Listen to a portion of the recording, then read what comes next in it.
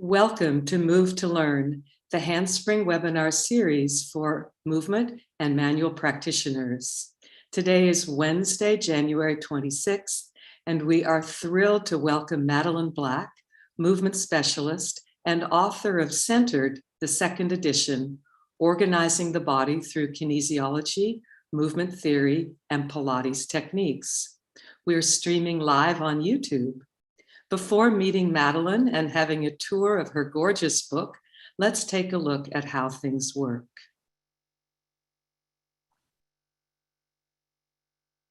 The webinar will comprise roughly 45 minutes discussion, presentation, and guided practice, followed by 15 minutes of Q&A. Please have a mat, chair, or stool, and roughly a 20 centimeter or 8-inch ball on hand for our guided practice. The ball, if you have it, of course, is optional, and it should be slightly deflated. The chat is on, so do say hello and tell us where you're joining from. We welcome your questions. Please submit these questions using the Q&A button on your screen. We'll aim to finish on the hour, but we may continue for 10 minutes after the hour to ensure that we answer as many of your questions as we can. We are recording the webinar and will share a link to it in our follow-up email. This is streaming live on YouTube, and we call your attention to our disclaimer that this discussion is for informational and illustrative purposes only and is not meant to impart medical or therapeutic advice or instruction. It's my pleasure to introduce Madeline Black. Madeline's life pursuit is the discovery of how the human body moves. Over 30 years in the field of movement, her curiosity explores all aspects of movement in dance, Pilates, yoga, gyrotonic, fitness training, and from studies of human biomechanics, human cadaver dissection labs, osteopathic, and manual therapies. Woo, take a breath. Madeline developed the Madeline Black method, a movement method that improves function and strength based on intelligent assessments, manual techniques, and exercise sequences that help people achieve their fullest movement potential. Her extensive study and widely respected accomplishments in the field of movement and fitness have fueled her rise as an international leader in movement and exercise education. What sets Madeline apart is her intuitive integrity, articulate awareness of the human body, and decades of experience. Madeline has filmed many workshops and movement classes for Pilates Anytime and Fusion Pilates EDU online. She has a private practice in Sonoma, California, USA. Madeline Black, welcome to Move to Learn. Thank you, Elizabeth. It's wonderful to be here. And thank you for such a nice introduction. So I'm delighted to say that the second edition of Centered is going to be available very soon, in the next month, I think. Sorry about that. But I want to share with you just some thoughts about the cover. The artist is a friend of mine who's from Sonoma, Brigitte McReynolds. And I chose a piece of art for the first edition that was very linear. You know, the image, if you saw the first one, is to me, it was a form, a human form kind of seated on a stool. So it was very upright, very contained, very linear. And in this piece, it's still a human form, the way I interpret it. You know, people interpret art a little differently. But in this particular piece, there's more expansion of the body, right? It's more three-dimensional. It's got a lot of energy moving around it. And I feel that this is a human form that's more expanded. So I feel the offering of the second edition is that it's more expanded than the first edition. So in the book, the foundation of Centered is really based around gait patterning. So this book, think of it as a guide for you, the movement teacher, movement practitioner, movement specialist. We call ourselves so many different things, but we all pretty much are working with movement to improve function and to improve strength. And so in this book, I'm incorporating more of the gait patterning that you can use as a tool, as Elizabeth said in her introduction, for assessment and how to design your movement session or classes based on those movement principles and those movement theories. So the study of gait has been studied, in clinical studies for decades. And usually a lot of the studies are done with scanning using technique and be able to analyze gait patterning, but it's also done visually, just a subjective visual observation. And so for the movement practitioner, it's going to be the visual observation, not only watching someone walk, but also for your own self, feeling, sensing what a gait pattern is. And we each have a unique pattern of how we move, our strategy. That's what I'm trying to, what is your coordination pattern? So, and you can see that when you watch someone walk, it's remarkable. And as you can see, if you've been in a crowded place and observe people walking, the variety of movement possibilities seems endless. So when we can understand a foundation of what the general gait patterning function, healthy function looks like, feels like, then we can then watch someone and actually be like a detective and think of what is their strategy, what is this pattern, their coordination going on here, and where is the restriction, and how can I use movement to open up that restriction and free up this functional gait. So, gait is our human movement skill, basic. People think of functional movement, they think sit to stand, things like that, being able to reach for a shelf. But really, the basic human skill is gait patterning. So we're going to have a little exploration right now. So let's stand up. If you're, wanting to join in. All right. And first, just in your room and in your space, just walk around, just, find your own pace and start to observe how are you transferring your weight on your feet. So how is your weight being transferred? Do you feel that one foot is striking a little bit heavier than the other? Are you spending more time on one leg than the other? And what does the ground surface feel like? Are you walking on a wood floor? Are you walking along a mat in a wood floor? Are you on carpet? Are you wearing shoes?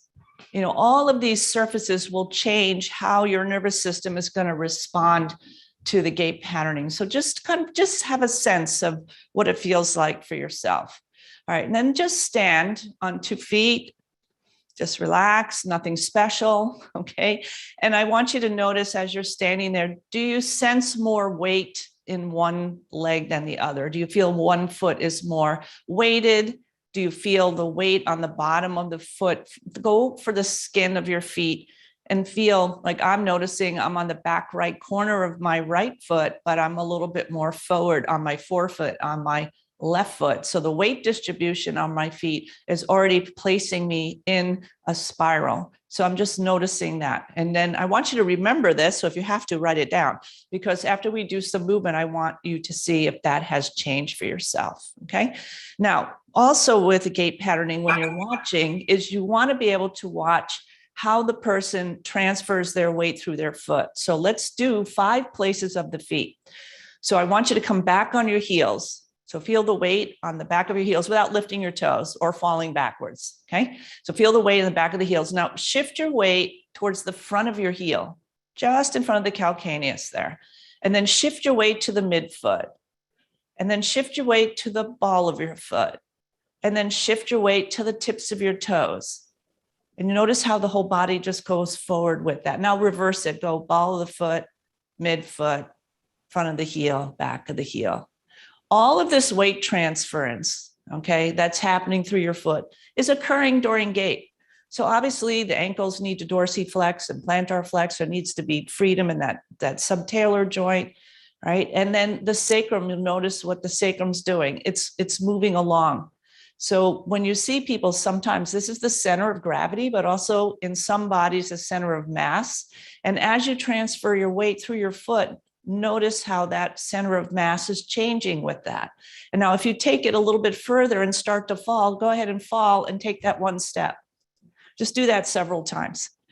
So I like putting my hand on my sacrum because you can kind of feel it as it's just moving forward with the weight transfer, and then start to fall and then catch yourself as you step. So do that a couple more times. And notice, are you always doing that on your right foot, or are you alternating? Can you consciously alternate right and left? So as you go forward, walking is falling and catching yourself. That's a famous Laurie Anderson song. I'm dating myself there. So as you go, one more time, just fall and catch yourself as you're walking. Yeah, so that's a nice tool to teach your people, because people tend to not transfer their weight and actually arrive at that place of extension before they take that step. Okay, so we're going to take one step. So this is one of the assessments in the book. And I'd like for you to place your hands on the top of your pelvis and just swing your thumbs around so that you're touching your sacrum along this line here. It's not exactly SI joint, it's PSIS, but a little lower because I want you on the sacrum so you can kind of feel. So your hands are going to feel what your iliums are doing, the fingers, and your thumb is going to feel what the sacrum's doing. And I'm going to have you take one step forward, fairly large, so that you transfer your weight so that you're on the big toe, not the metatarsals. This is not completely shifted. You want to shift your weight all the way to the front of the right foot, and then just come back. So just practice that first before you start to listen with your hands. So just notice, can you get to the big toe here? And then come back. Now, as you're doing this, what's happening in your sacrum and pelvis in your body? I can't tell you what's happening because I'm not your body. I can tell you what's happening in my body. Okay. And so as I step forward, there's a rotation of my pelvis to the left a little bit, and the right side of my sacrum is going forward and the left side's coming back this way. Now, without the hands there, take a step and notice, what is your rib cage doing with the step? Is there a rotation happening or not? And keep your focus forward. So we also want to notice what's happening in the thorax in addition to what's happening through the foot and the pelvis. All right, let's do the other side. So just first, just feeling the motion. Also notice, do you feel a balance? Gait patterning is coordination, but it's also balance. So you'll notice that one foot, like I feel, I'm not as stable on this side as I was on the other side. All right, and then notice what your pelvis is doing. Okay, my pelvis is not rotating as much as it did on the other side. I don't feel my sacrum on this side moving forward as much as it did on the right side, but it's moving, so that's a good thing. It doesn't have to be equal. Okay, now without your hands, take that step and notice, what does your thorax want to do? Some people actually don't. They go in the opposite direction. And there should be more of a wind up, kind of a contralateral rotation of the thorax. So just have that sense and feel what your pattern is and what that's like. Now, we're going to sit on the floor because the gait patterning is really based on how the spine moves. So the spine is what drives gait patterning, not so much the legs and the hips, though that's secondary to it. So I want you to sit and feel your sit bones. You can bend your knees so that you're really up on the sit bones. You can imagine your sit bones as your feet. Okay. So go to the back of the heel like we did standing. So you feel the back of the sit bones. Now roll a little bit towards think of it as the front of the heel, and then more forward, and then even more forward, and now you may have to bend your knees at this point. That's okay. So now you're on the front of your sit bones. So now come back 5 places of your sit bones. So imagine that. Now come into a place where you're in the middle of that, knees bent or not. And then I just want you to walk forward as the old modern dance 1980s here. So walk your sit bones forward. So there are your feet and your locomotion going forward. Okay. And now go backwards, walk backwards. So here we're getting the entire gait pattern right here. Side bending, rotation. All right. Lateral flexion, rotation. One more time forward. So you could watch someone do this and you will learn a great deal. Let me show you this way so you have a sense of what the spine looks like here. So see that? So you can see the lateral flexion that has to occur, the hip hike and dropping. that has to occur, and the rotation of the thorax. Let's go backward. So we have the whole pattern here. It's kind of fun. It's a great warm up for your spine. Okay, so let's come on back because we're going to have a beautiful tour of the book. So I hope that felt good. It's a nice little warm up. Okay. Okay. So in the second edition, there are now 4 parts. So each part is 3 chapters, except for the last part is only 1 chapter. So part 1 goes from the foot through the pelvis, and then we move into the trunk, and then we move into the upper thoracic and into the head. And each chapter starts with what I call a contemplative awareness section, which is really kind of a theory, imagery, thought processing, intuitive part of what the topic is of the chapter. And I want to point out these beautiful illustrations. The designer and illustrator of the book is Bruce Hogarth, who did an amazing job. Here is what we were doing with the 1 step almost, seeing that pelvic list and how the spine translates in that opposite direction.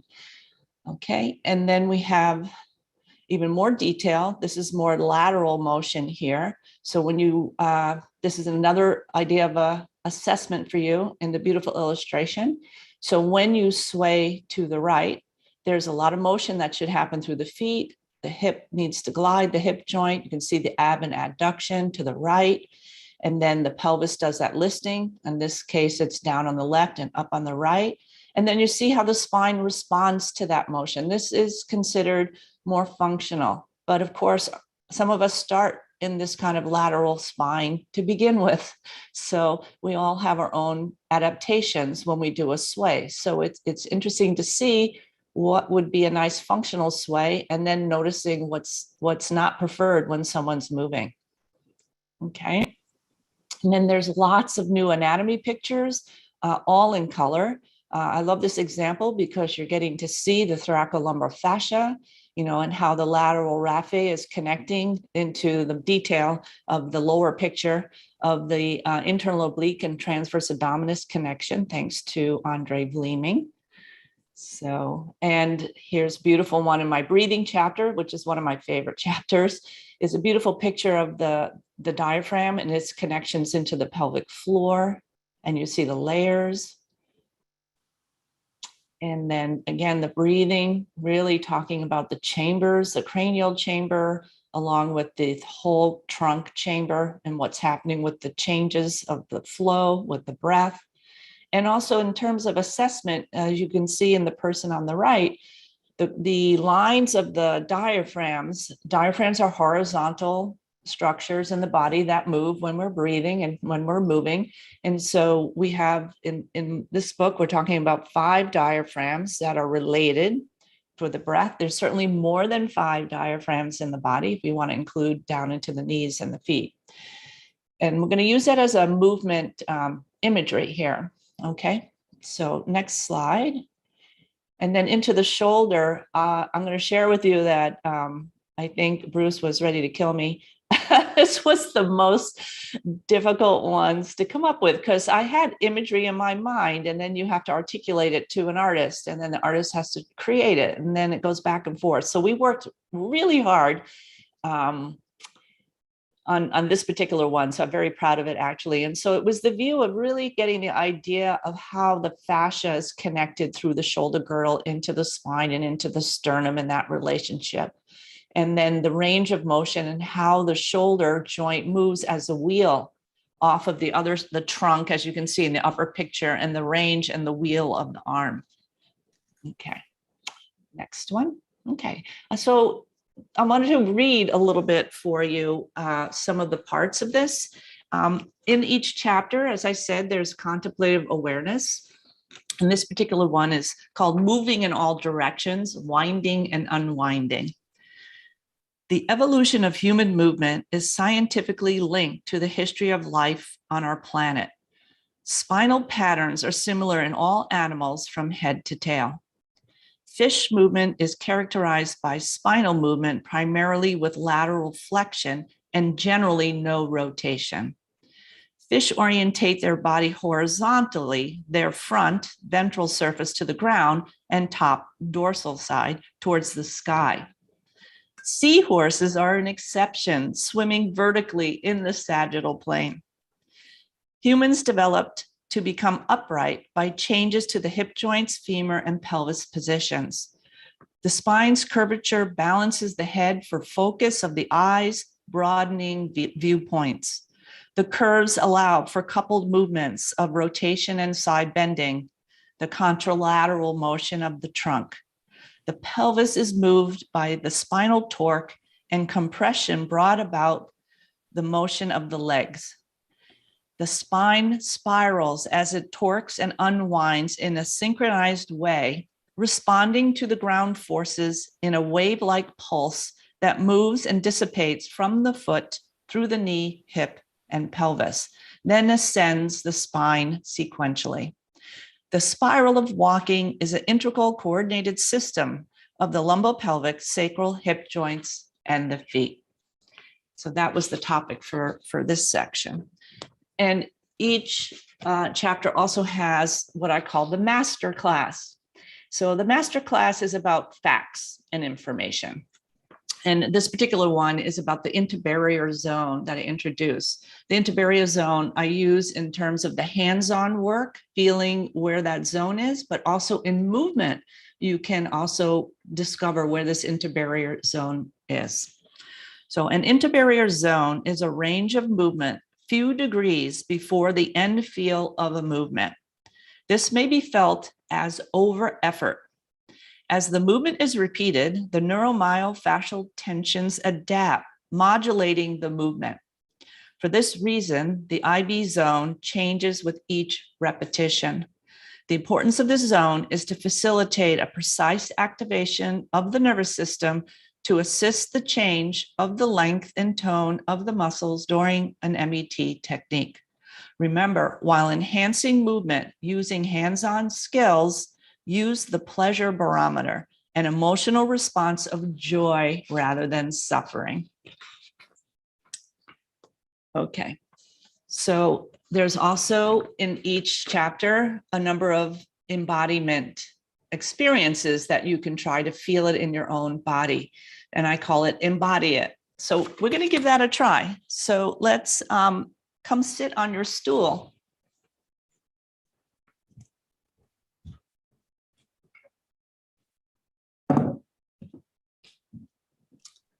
Okay. All right. So in your seated position, again, like we did on the floor, just feel your sit bones. And you want to find yourself somewhat in the middle. So not too far front and not too far back. And then just be upright in your spine and just breathe. Let's just take a few breaths together.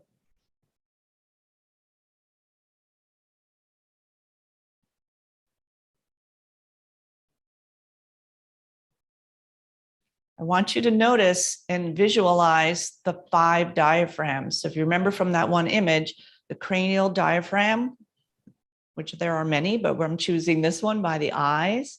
We have one at the throat, kind of the hyoid.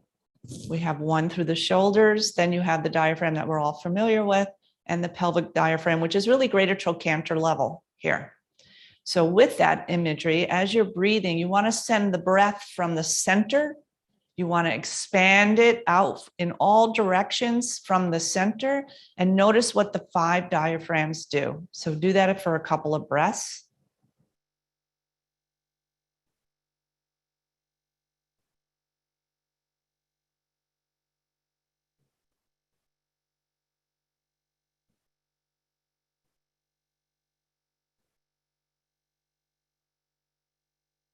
What came to mind for me is the idea of 5 jellyfish that are stacked, that are moving together.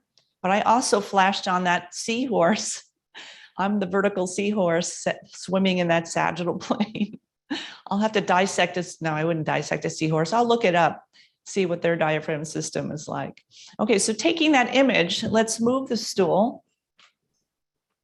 Okay, and so if we're going to do rotation, we can find rotation in the body around those 5 diaphragms. So let's do a little hip hinge here. So if you can imagine, maybe do you play golf, holding a golf club in front of you? Or if you don't, I don't play golf, but it kind of is that pose, but clasp your hands in front of you here. And then see if you can find this position where all of these 5 diaphragms are stacked. So the cranial diaphragm's not in front of the thoracic diaphragm. So we want to bring the throat diaphragm and the cranial diaphragm over the thoracic diaphragm, which is over here and over the greater trochanter. So it's a nice way to find alignment without being rigid.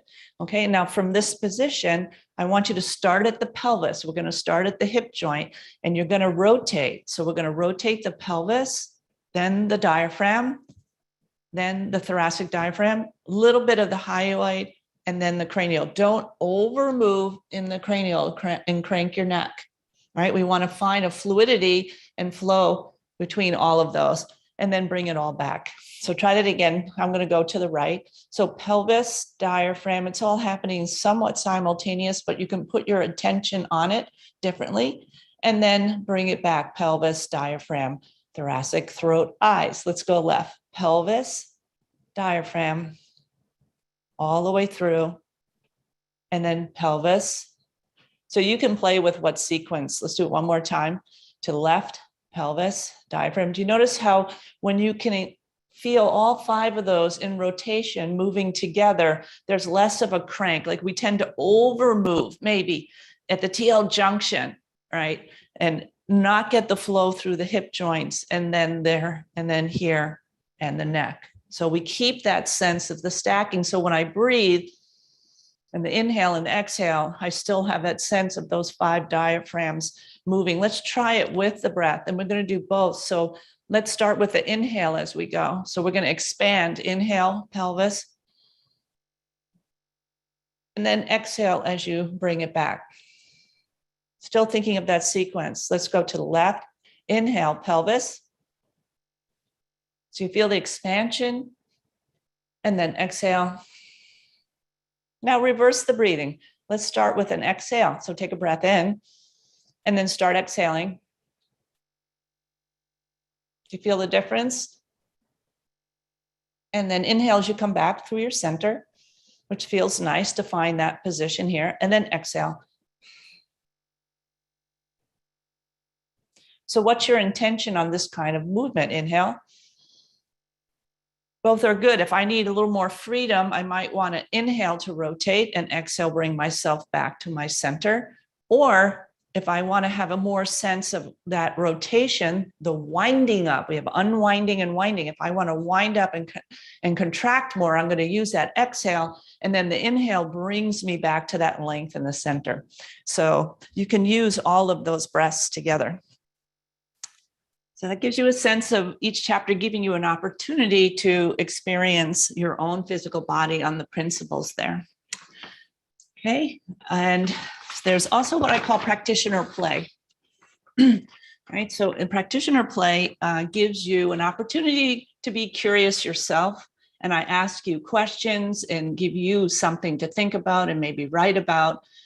And be specific on an exercise. So this example I have is about placing your feet on the reformer on the bar. Okay, so next picture, yeah. So observing the metatarsal placement on the bar as the foot spirals, what do you notice?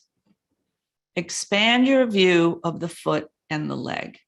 Now, there is a picture of the whole foot and leg, but here, when we're placing the feet on the bar, we tend to get very focused on the feet on the bar, and we forget to kind of expand out and take in what the whole body is doing. So I'm just reminding you about that and asking you, what are you seeing? So as the client moves in prone heel lowers and lifts, how do you see the pattern of bone movement and tissue tension? Suggested questions to ask are, does the midfoot overmove in relation to the forefoot and rear foot? Is the calcaneal spiral present? How is the lower leg responding to the foot motion? How may a hands-on guide assist the movement? balancing a possible hypermobile midfoot. So it gives you something to kind of ask yourself these questions. Okay, and then also in the book, we have assessments. So we're going to be doing this one in about a minute. And this is the hip drop, and I'll explain it when we do it. And then at the end of each part, so there's 3 parts that have extensive material. The last part, again, is only 1 chapter. So next slide is showing you that I offer now a practice session sequencing, which summarizes the assessments of the 3 chapters, giving you possible findings, and then giving you the skills to practice the movement. So using the techniques in those 3 chapters. So we have a release technique, which for me is not like making muscles totally let go or that kind of thing, but it's more about resetting the tone of the body so that we can get the joints to move better and more balance. And then after doing that, we do activation with mobility. And that is more preloading of a system. So you're doing movement to set up the system to do more global loading, with resistance. So that could be with Pilates equipment, or it can be with weight training or things like that. So we're going to experience a little session right now. So let's stand up. Okay. So first we're going to do is do your own assessment of the hip drop for yourself. So I'm going to face this way so you can see. So again, you're going to stand with your legs straight, and you're going to place your hands once again, just on the ilium is what we need to do. Actually, I'm going to do right hand on the ilium, left hand on the side of your ribs here, because what I want you to listen with your hands is to see when you bend your right knee slowly, keeping your foot on the floor, you're just softening the knee. Do you get a pelvic list of the right side? And then read what your thorax is doing. Remember the image that we had in the illustration earlier. So soften your right knee and notice how that right side of the ilium is coming down and what's happening in your ribs here. Did they shift to the right with the knee bend? That's very common, actually. So straighten again. Or did you feel your weight kind of increase slightly, meaning that the ribs are translating to the left? That's a little more functional. So take one more time for yourself, your own reading of yourself. Notice what you're doing. Don't try to do anything, just see what your body wants to naturally do. All right, let's assess the other side. And what you're going to notice is that one side has more ease. So I call that a preferred side. And one side, is non-preferred. So I'm able to do this movement, but I feel my left is non-preferred because I feel like it's not so easy. It's like a little sticky, like my fascia is going, like it's not really gliding beautifully. And I don't feel, I have to kind of work to keep my ribs over to the right. So I'm going to say my left is my non-preferred side. Okay. So we're going to sit on a stool. Now, if you don't have a ball, it's okay. I can show you a way to do it without the ball.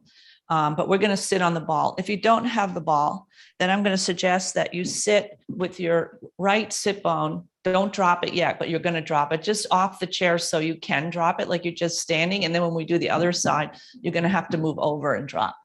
Okay. Or it just makes it easier to sit on a ball. Okay. So first, just again, ball is a little wobbly, so you got to ground your feet. All right, and just sitting upright again. And now you can place your hands on your ilium again. And we're going to do the right side first. So go ahead and teeter totter a little bit. Just drop the right sit bone, kind of sink into the ball, and then bring it back upright again. Drop the left one and bring it back up. And again, remember that pleasure barometer, which means you should never go into a range that creates pain. Right. So you're just breathing naturally. And if you start to feel a little tweaky, something, back off. Remember the interbarrier zone is very important. Okay. So what we're going to do now is place our hands on that rib here. Actually, let's go ahead and put the hand up behind our head. Right. So that way we can open these ribs on this side, which will automatically give us a sense of that translation. So we're going to drop the right and breathe into the left. And then bring everything back to the level. Let's do that again. Drop and breathe. and come back. And again, I like to inhale on this because I get to expand the side of my ribs. And then come back. Let's do the other side. Drop the left hip, inhale into the right. And then bring it back. So it's a little pelvic rocking. There's a section in the book on the reformer where I do what I call sacral rocks. It's a series of all three planes. You don't actually need to have a reformer to do it. You can simply do it like this. Okay, we're going to switch again. And we're going to add a rotation now. So we're going to drop that right, breathe into the left, and turn your sternum to the left. Kind of lean back in your head too. Remember the diaphragms, how they're stacked? Let's do that again. So drop, breathe into the left, feel the back of your head into your hand here. And come back. Let's do that one more time. Madeline, just to clarify, which direction does the sternum turn? To the right. Yeah, thank you. No, good. Thank you. To the right. The sternum's turning to the right. So I'm dropping the right side, turning to the right. Okay, let's switch sides. And dropping the left. We translate right and turn to the left. So you're looking towards the side where the pelvis is dropping. And drop. And turn. Now you might notice the range is different. This is my non-preferred side. So this is a side that I would like to spend a little bit more time on to ease up that stickiness that I was feeling while I was doing the hip drop assessment. Okay, and then come back. All right, so we're gonna lie down on the mat now that our spine is kind of a little lubricated up. And we're gonna use the ball again. All right, so let's lie down. So we're going to do what I call, it's a combination of leg reach with the ball, which gives us the lateral flexion. And then we're going to follow it with rotating hips. These are all exercises in the book. And the rotating hips is the rotation. So we're going to do the lateral flexion combined with the rotation. All right, so we're going to lie down and we're going to start with the ball under your foot. I'm going to choose my left foot so that you can see it clearly. So let's do left together. Now, as you lie here, because you've bent your knee, you might have hiked your left hip a little bit. So just check that your pelvis is a little bit level and you're in hip flexion. Okay, and you're going to push down on the ball with your foot. That's going to engage right away. You're going to feel the posterior hip and you're going to roll the ball away until your leg is straight. Now adjust the ball so that your heel is on top of the ball. So it's not on your calf, but you're the center of your heels on the ball. Okay, and then stretch the other leg out. Now, if you'd like to feel this, you could put your hands on your pelvis if you'd like, or you can just keep your arms by your side. All right, so what you're going to do is push down on the ball. So see, this is one of those activation mobility exercises. So we're activating the posterior hip. You can feel that through the leg, but you're also working the quad. So we're engaging in the leg. And now you're going to roll the ball away. So we're repeating that hip drop idea. So it's not very far. And you're lying on your ribs, so there shouldn't be a lot of translation here. And then point your foot and then draw the femur into your socket. So you're kind of pulling the leg inward, which then will right your pelvis back. So it kind of hikes a little bit, not above level though. Flex. So just repeat, push down and roll the ball away. We do hip drop. Point, you're pulling the femur in to right the pelvis back up. Push down, roll. So it's very similar to what we did seated in terms of the hip hike, except for we're more active through the legs, engaging the legs fully to create this activation. And you start to feel more of the trunk being activated along with this action here. So we can spend a lot of time doing that. Let's roll the ball back and switch to the other side. Okay, so feel your foot. So you can dome around the foot. That's another diaphragm. So we can kind of get that sense of our foot doming around the ball and then roll the ball away, adjust the ball so your heel is on top and straighten the other leg. Again, start by pressing the foot down into the ball to activate the back of the leg. And you're going to roll the ball away. And then you point the foot and then you pull the femur into the socket, which then rights your pelvis. Flex, push down, roll it away, point, pull it in, and push down, roll it away. It should feel really yummy. Remember that pleasure barometer? Yeah, it feels yum, yum, yum. Okay, one more time. And reach and pull in. Okay, now we're going to roll this ball back up and let's just push it aside and place your foot so your right foot's bent. Okay, we're going to do what I call rotating hips. So we're just going to bring our arms down by our side. The first thing you're going to do is feel your foot, kind of feel like a dome of your foot. Reach your knee. If you pull your knee away from your pelvis, reach it towards your toes, you're increasing your dorsiflexion. And then you're going to continue rotating the pelvis to the left. You let the legs turn out. And then look over your right shoulder. So we're going in opposition of the rotation, similar to the gait pattern, and come back. So you rotate and look over your shoulder and you bring the pelvis back. So we're getting that hip extension, rotation of the spine. And we're getting that nice oppositional rotation of thorax and pelvis. And then come back. And let's switch sides. I always like to ground my foot first, feel the dome. And I start, just reach your knee a little bit and see how that rocks your pelvis to the right. If you just think of the dorsiflexion, so then continue that motion through and then look in the opposite direction and roll it back. This is a lot of pelvis around femur. So make sure you feel that. So you're not pushing with your back. And come back. And we have a whole sequence based around this particular movement, but we don't have time for that right now. And one more time, reach and come back. Okay, now we're going to roll onto our stomach and we're going to do what I call Tom Swan. So the Tom Swan, you are lying on your stomach and you're going to turn your head to the right and you're going to place the back of your right hand near your ear and on your cheekbone. The other arm is just down by your side. And I just first take a breath and exhale and feel your places of your body on the mat. And what we're going to do is float the head up with the hand and we're going to lift up the opposite leg and look over to the right shoulder. So we're doing that rotation and extension work and then come back down. And again, play with your breath. Do you like to inhale here?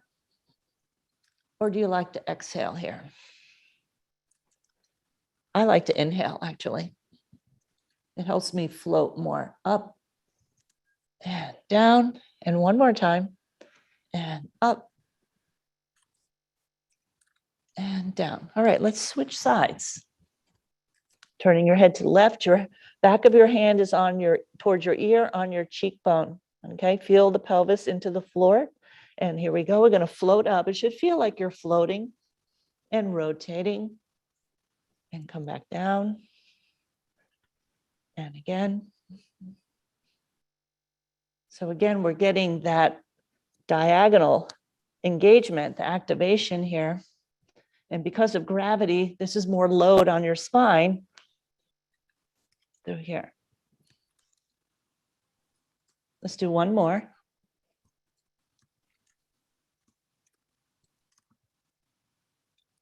Great. Okay, bring your hands under your chest and come into a quadruped position. Do not flex yet.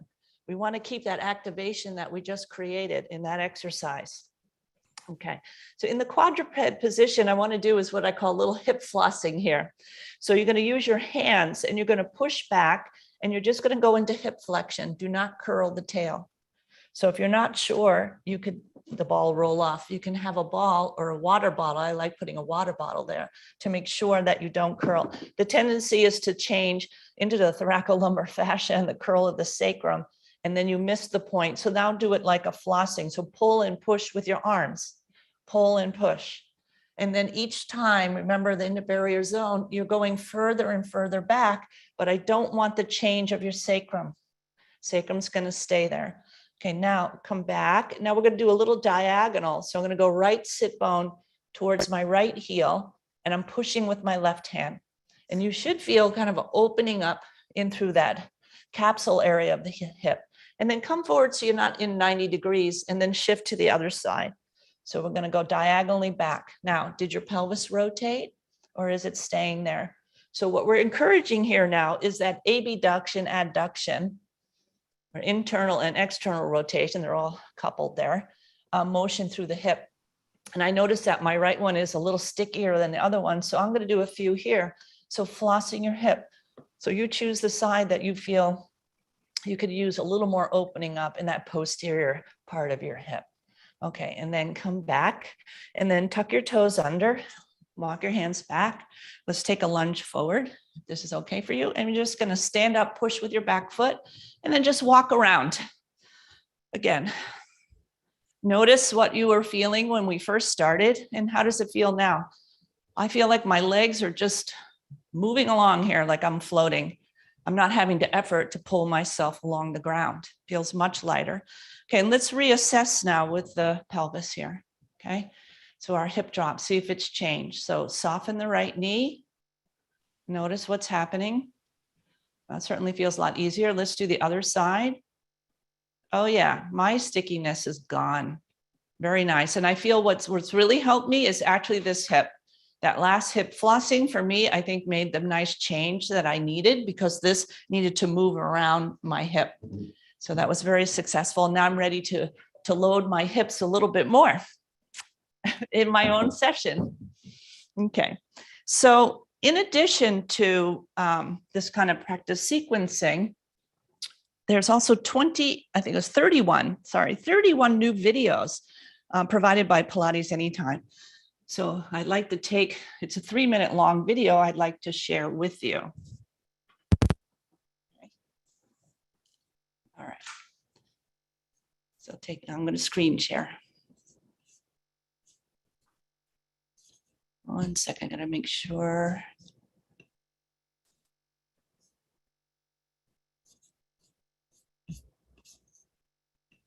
Sorry, I have to, there we go.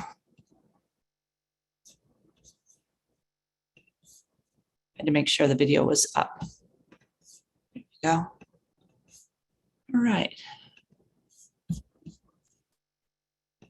To propel yourself forward in a step.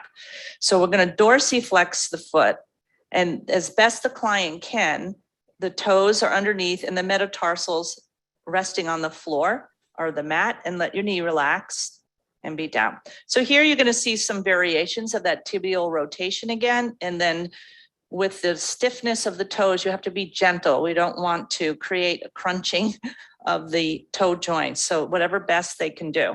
And then the pelvis, will be anchored into the mat as well. So place your hand on the back of the heel in the center. And the cue is to, Amy, you're going to think of lengthening through your heel and push my finger away. And because of that action, your knee is going to straighten. So that will increase the dorsiflexion here. Now the kneecap should be pulled up, and you're going to keep the femur right here and slide your toes and point the foot. Great. So the activity is happening through, and you'll see it all the way up and through the spine. Now think of reaching your heel behind you as the toes come under. Keep that patella pulled up, and then put the toes down, and then release the knee. Great. So that's the system here in order. So you press the heel away, make sure it's pressing. Now bend the knee again. So show us what you just did. Don't press your heel. Yes, exactly. So what we want is that really needs to come from the Achilles getting longer, and the increase in one of the restrictions is the dorsiflexion, right? And then the leg is engaged, including the patella in the front, and you're going to slide the toes. Excellent. Think of the rear foot, heel reaches back as you dorsiflex again, and then release the knee.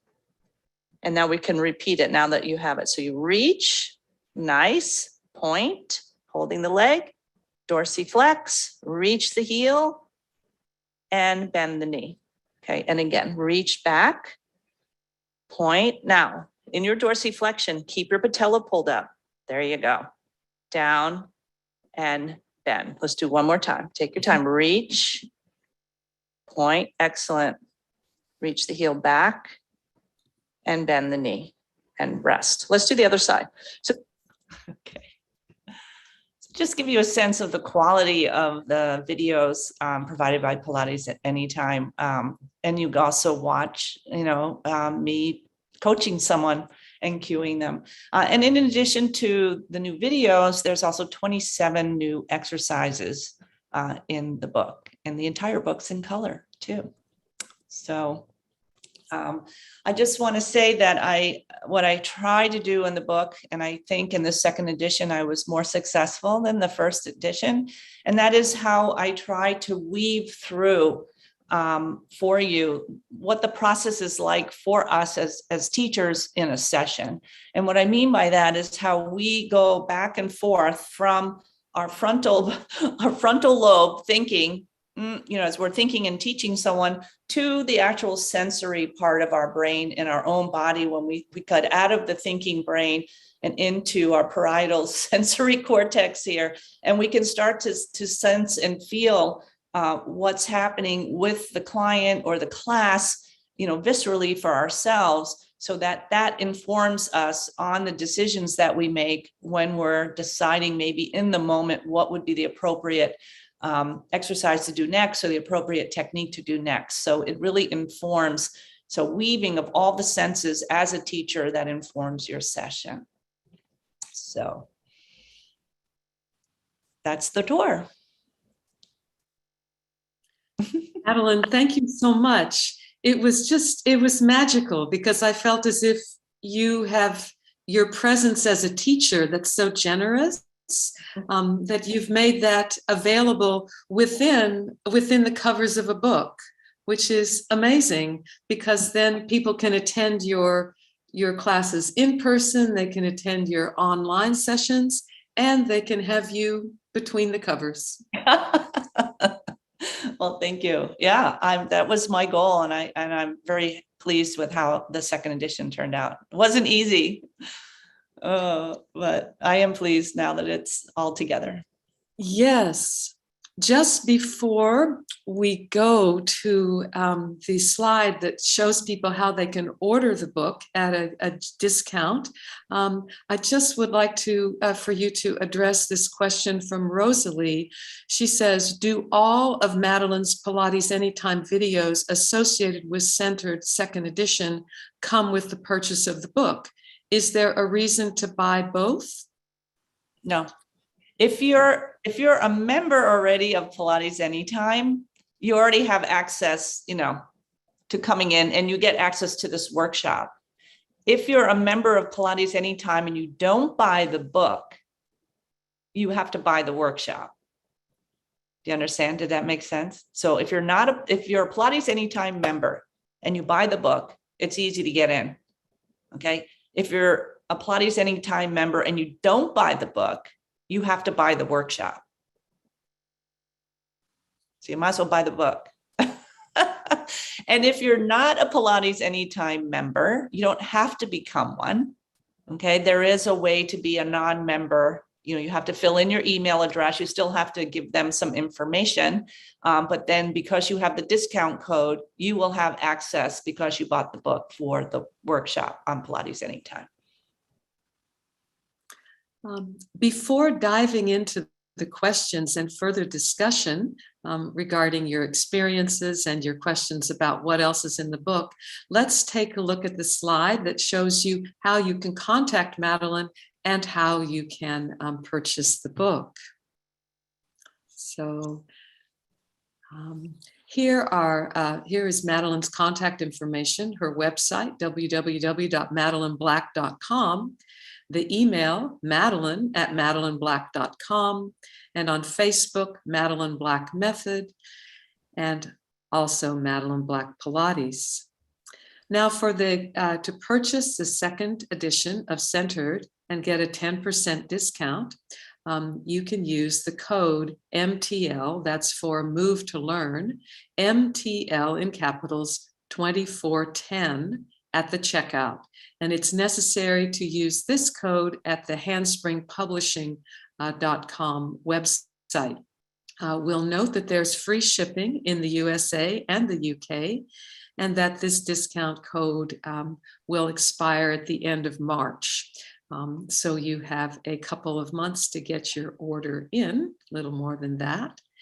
And you can see that the list price in dollars, $53.55, and in pounds, £40, and 50. So let's go to our questions now and discussion before we tell you about our next event. So Elizabeth, I just want to make a comment. If there's any Canadians out there, it's a little bit different in ordering the book because we've had a lot of people emailing us because it's so Handspring is in partnership with a Canadian reseller of books. It's called Login Canada, and they have a Handspring bookstore. So you go through the Handspring bookstore in this company called Login Canada. Okay. And then you'll be able to, from Canada, get the book. I don't know why it's difficult in Canada, but just so you know. Well, it's wonderful to know that, Madeline, because we have some Canadians who have said hello in the chat, and I know that they'll be happy to hear. And speaking of in the chat, there are people from all over the world that are really appreciating your expertise and your generosity in creating this material. It's wonderful. Thanks. So Madeline, in making your decisions about what to include in the second edition from the first edition, what were some of your recognitions of what movement teachers need most now? Yeah, when I did the first edition, the feedback I was getting as I was creating it was, make it simpler. Don't be so technical, try to be more layman terms, this, because the book was published in 2015 and I was writing it like 2 years before that. So at the time, I think in our industry anyway, people understood muscles and things, but there wasn't in some movement, but I think it was limited. And so I was writing, with maybe a little too much tech, knowledge. So I was trying to be tried to write it that way. But now I feel like, now that it's how many years now, 7 years later, our industry really has, come up some, partially thankful to Handspring with its publications that they have helped the movement, field in terms of what their publishing has done. And so I felt that this time I could really go for how I want my language, how I speak, because I think our language is very important as teachers. And I speak to my clients like this, like I was just speaking. I talk to my clients and I show them that their pelvis needs to lower or list, and their spine will move laterally or sideways. And this, this is what should happen in your body. So as an educator, you're also teaching your clients how to understand these principles, these movement theories. So I just went for it in terms of language, and then integrating more of the gait and the assessment. I didn't do a lot of assessment in the first book. I don't know, did that answer your question? Absolutely. I was really impressed at the tremendous evolution and growth between the first edition, 2015, and the second edition, 2022. Given that you and I are in frequent communication regarding the book in development, Pilates Applications for Health Conditions, I know that you have been singularly focused, obsessed with the second edition. And I was really impressed at how you integrated so many teaching techniques and teaching communication, and how you were able to put it within the covers of a book. And what also helped me was COVID, actually, because, because I had to switch, I was traveling like yourself and teaching all over, and all of a sudden you couldn't. So, of course, like everyone, I started teaching online, and it really helped me hone in the organization of it with the groups that I've been working with, who I continue to work with, my little group, the Madeline Black Method Practitioners. So it really helped me because I was doing that at the same time as writing it. So I'm grateful for that.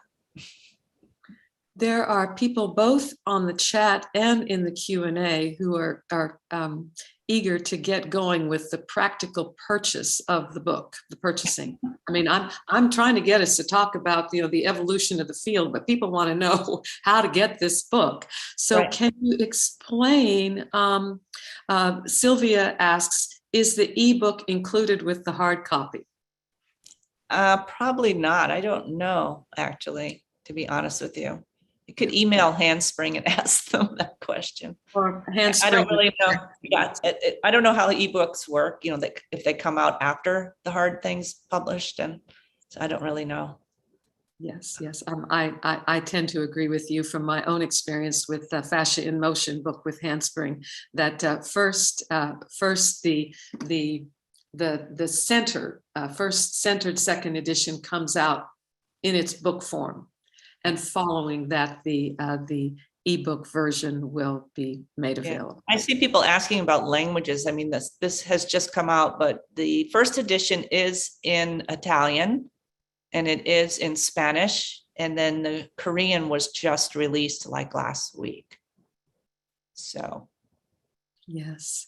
Handspring is very generous and very forthcoming with the with other language editions of our books, and that makes it the books very accessible to the international movement community. Mm-hmm. Serena Wolford, our commissioning editor, the commissioning editor of Centered, explains that the ebook is not included; it's to be purchased separately. I know, Madeline, you have a few more minutes before you go to your next event, but let's just take a look at the slide that explains our next event for Move to Learn.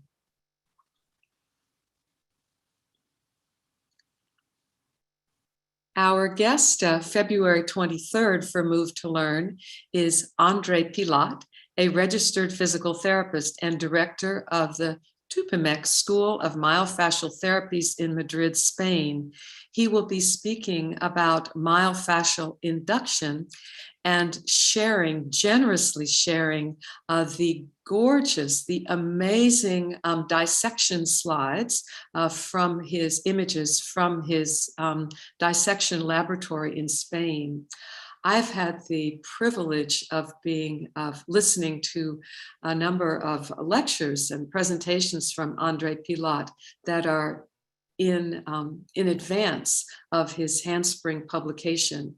And I am astounded at the clarity of the dissections and the way in which he applies the understanding of the neuromyofascial system to manual therapies and for movement practitioners. So this is not to be missed, whether it's an introduction to the integrating the concepts of dissection with human movement, or if you are a pro and attend these lectures often. Let's go back to questions and discussion now with Madeline. And now that we've answered the questions about how the book can be acquired, purchase the current copy, Madeline, could you explain how do you integrate the complexity of gait? How do you make that accessible to your clients in a way that they can parse the information and not be overwhelmed by 3 dimensions? Right. Yeah. Well, I usually say, they come in for the sessions. It's someone I've been working with. I mean, I have some clients, as you, Elizabeth, right, going on 30 years. It's kind of amazing.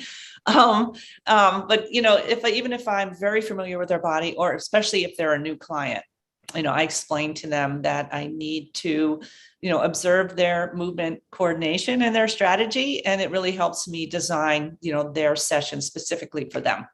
as opposed to saying, oh, I'm going to do an assessment. Like in the old days, though people are still doing it, stand in posture. Oh, one shoulder is lower than the other. And, you can have an asymmetrical static posture, but move beautifully and be really kind of, if you look at the assessments, the fact that they're a little bit like that, it doesn't really mean that there's a movement dysfunction based on that. So I'll, introduce to them just, the ones I use the most is the hip sway and the hip drop. And then I have them walk around the room, and then I ask them, what does it feel like? Or, when you're standing there, what do you feel?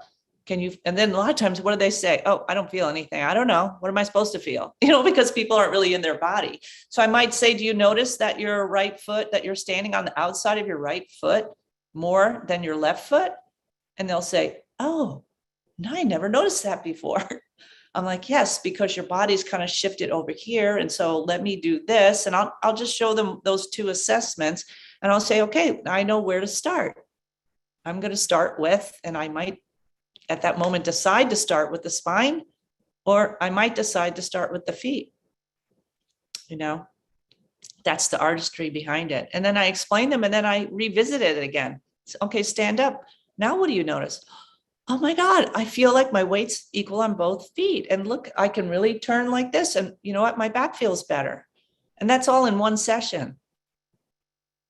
So I just slowly introduce the movement theories, the principles to them. I feel it's really important that people understand how they move. Absolutely. Such a truth to be expressed there now more than ever, when responsibility for personal health is at the forefront. Having a window, an appreciation for how you move and how one moves and the repercussions throughout life, that's really key. We still have the question. Hello, from is the second edition very different from the first? Carmela has the first edition, and you've given a tour. What, in your opinion, are the top 3 differences between first and second edition? Color. It's all in color.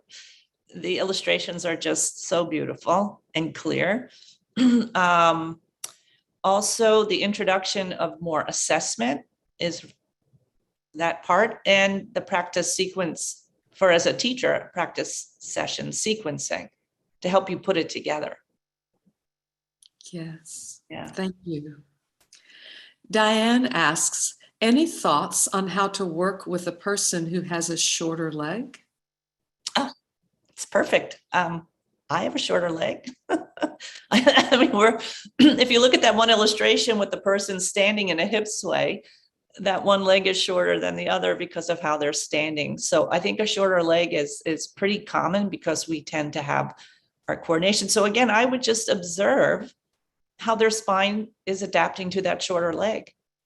And you would look at it through the hip drop and the hip sway, and perhaps the thoracic the rotation, and then begin to work based on that. And then you might notice that their leg length will change. Mm-hmm. Thank you. Rosalie asks, Madeline, if your work in preparing Centered second edition has changed your thinking about scoliosis management. That's a really good question. Really good question. It's very similar. But scoliosis, there's so many factors that you have to, take into consideration. One main one is how old are they? So if you're with a younger, 11 or 12 or 13-year-old, they're more pliable, there's more opportunity to work with that. But if you're all of a sudden have a 50-year-old client who comes in and you go, oh, do you have scoliosis? And they'll either say yes or they'll say no. And you'll be like, I think they missed this one in your lifetime. You have to be very careful because it hasn't changed a lot, but you have to identify kind of where their curves are, because as soon as you change one curve, the other curves will compress. So it's very tricky, and it becomes more of a paradox. So when you think a leg reach is doing something, it's actually creating more compression somewhere else. So it's a little more sophisticated. So I'm not sure it's changed it too much, but people try to associate this kind of lateral flexion always with a scoliosis, help. And it can help, but you really have to know what you're doing. And they could get Suzanne Martin's book. Yeah. Spring. As good fortune would have it, Suzanne Martin is in attendance on this webinar. Oh. And Suzanne Martin puts the two observations together, the working with the shorter leg and the scoliosis management. And she says, yes, in the chat, she says, yes, they are connected. And that's why it's important not to run to the heel lift, don't. Oh, yeah. Or worse yet, direction. Sitting and putting a pad under one sit bone. Yeah. So you're jacking up what's happening above, Yeah. So to the participants on the webinar, we encourage you to take a look at Suzanne Martin's handspring publication about managing scoliosis and spinal asymmetries, which is very thorough. Madeline wrote one of the forewords to that book, to Suzanne's book. Oh, it's on back order. Didn't know that. I think it's your second edition. It's on back order. It's not really, well, I guess it's back order, but the print is, I think in the UK, it's printing. It's been printing for a week or so. So it will be available in the UK before the US. And I think the US will be more mid-March by the time they print, and then they have to ship. And then, with the whole shipping thing going on. Yeah. So I think in a couple of weeks, probably be available in the UK. Or Europe, anywhere, UK, Euro, still the same to me, sorry, politically, but. Yeah. Madeline, let's take one more question and then we'll be off to everyone's off to their next events. From Lori Winslow, here's the question. If someone has limited dorsiflexion, would you start with feet, ankle, or at the hip? Can limited hip extension create limited dorsiflexion, both affecting gait? Wow, big question. Yeah. You can go locally, but you still have to look globally, so, with the dorsiflexion, what does that mean? Well, it depends on the motion you're doing. If you're doing a squat, right, then you're doing hip flexion and knee flexion. So you have to kind of observe that. And then the sacrum is moving more forward. A lot of times with the lack of dorsiflexion, I like to go for the sacrum. Take a look at the pelvis and the sacrum, because you're going to find that if you can get that sacrum to move forward a little bit more, your dorsiflexion is going to happen. Your subtalar joint is like a calibrator for the sacrum. So think sacrum, maybe. Would be my answer. And then the lack of hip extension. What was the last part of that question? Can limited hip extension create limited dorsiflexion? I don't know. I haven't really thought about that before. Usually when lack of hip extension, to me, can be a lack of plantar flexion, because you're pushing off at that point, and that sacrum again has to go anterior. It has to move, like I showed in the beginning, has to move forward. That's a great question. I don't know. I have to research that. Do you have an opinion, Elizabeth, on that? Just generally, a restriction anywhere will play out through the whole structure. So depending on where the degrees of freedom are that the client's strategy has devised with limited hip extension, there may be difficulties up the chain, right, structure the volume, or down. So, Lori and I are neighbors, actually. We work in the same studio. So we'll take a little video and send it to you. Love it. Love that. Well, so the participants that have stayed past closing are just warming up. However, However, it's about time to close the morning bar because it's 14 minutes after the hour. So how about we take a look at the slide on how to contact Madeline and how to order the book, and we will send all of you big hugs, and soon we'll say goodbye.